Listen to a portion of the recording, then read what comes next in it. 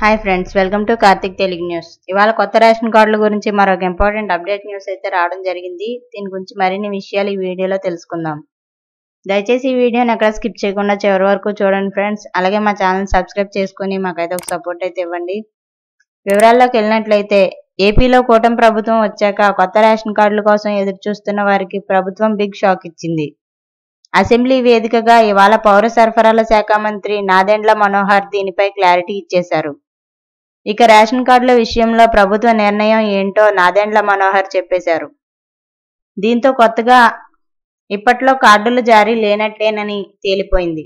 ప్రస్తుతం బియ్యం కార్డులు ఈకేవైసీ నిర్వహణలో ఉన్నందున సేవలు నిలిపివేసినట్లు నాదెండ్ల మనోహర్ తెలిపారు. అలాగే కొత్త బియ్యం కార్డుల విభజనకు వీలు కల్పించే ప్రతిపాదనలు ఉన్నట్లు తెలిపారు. సుప్రీంకోర్టు మార్గదర్శకాల ప్రకారం మార్చి 31 కల్లా ఈకేవైసీ ప్రక్రియ పూర్తి చేస్తామన్నారు.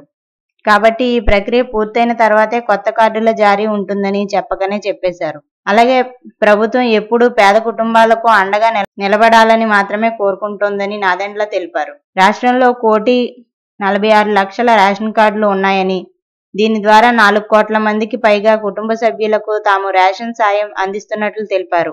జాతీయ ఆహార భద్రతా చట్టం, కేంద్రం ఇచ్చే మార్గదర్శకాల ఆధారంగా వీటి అర్హత నిబంధనలు పెట్టామన్నారు. రేషన్ కార్డులతోనే అన్ని వస్తాయని లబ్ధిదారులు భావిస్తున్నారని, అందుకే దాన్ని రైస్ కార్డుగా మార్చాలని భావిస్తున్నట్లు పౌర సరఫరాల శాఖ మంత్రి నాదెండ్ల మనోహర్ అసెంబ్లీలో వెల్లడించారు. 4 కోట్లకు పైగా లబ్ధిదారులకు తాము రేషన్ కార్డులు ఇస్తున్నామని, కానీ కేంద్రం నుంచి మాత్రం 61% సాయం మాత్రమే దీనిపై తమకు అందుతోందన్నారు. సో ఫ్రెండ్స్, ఇది update news. Thank you friends. Thank you for watching.